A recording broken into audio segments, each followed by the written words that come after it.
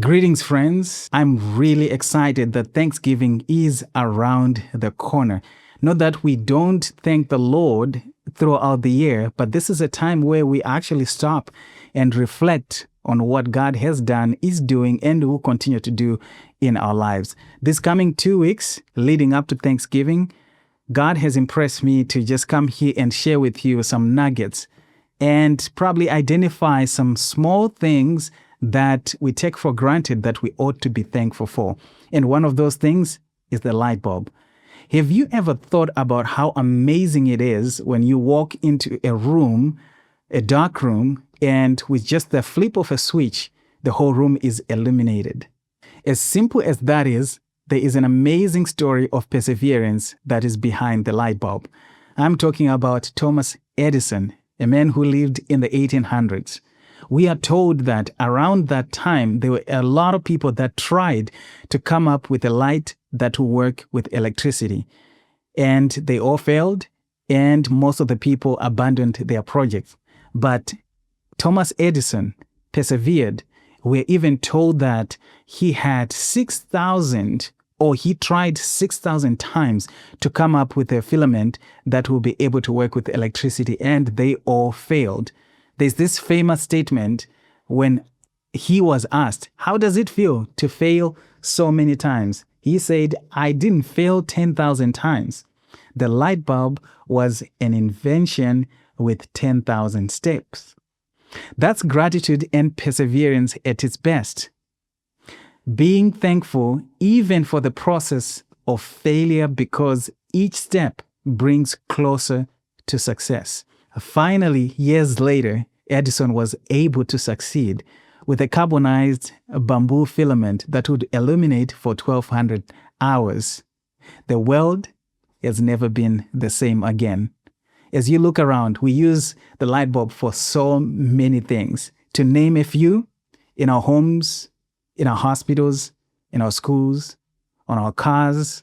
And we even use the light to direct the planes. So the next time you look up or you look around and you see light, just think of this amazing story of perseverance. Let's go deeper. In John chapter 8, verse 12, Jesus said, I am the light of the world. He that followeth me shall not walk in darkness, but shall have the light of life. Just as it took great effort, design, and sacrifice for the light bulb to come into existence, it took something infinitely greater for Jesus, the light of heaven, to come to this world.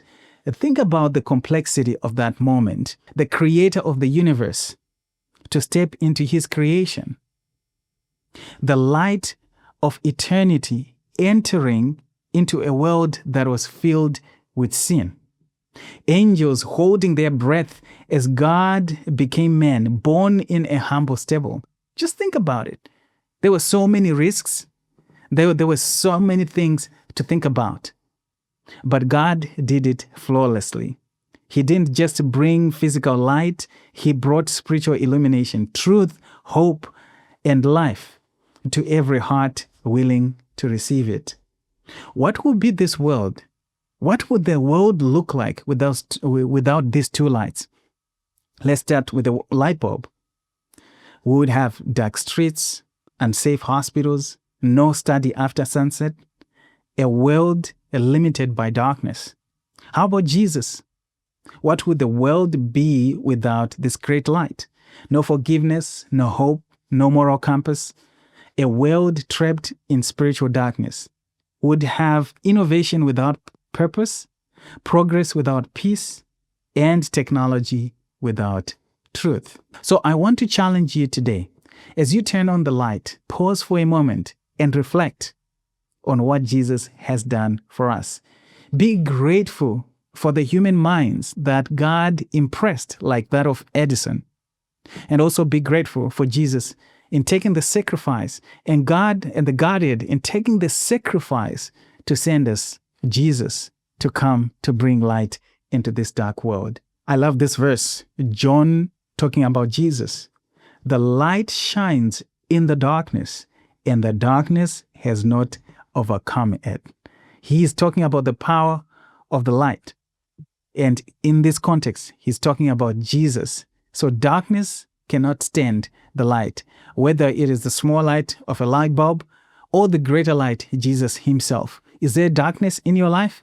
Jesus wants to come and illuminate the dark corners of your heart so that he can be able to help you to live a pure and a righteous life that is clothed with his brightness, and your path will be illuminated. You'll be able to know where you're coming from and where you're going, and you'll be able to have hope and strength and courage and comfort and peace in your life. Let's close with a gratitude moment. But before we do that, I just want to challenge you, because Jesus also said, you are the light of the world, a city that is set on a hill. And he also said, a light cannot be hid under a bushel, because it will have lost its purpose. So we have three things here. Accept Jesus as your light and be grateful for the light that is around us. And the second thing, I just want to make an appeal for you to go and help others to see the light that is in Jesus Christ. And above everything, let's be grateful for all these lights that God has brought in our lives. Until next time, God bless.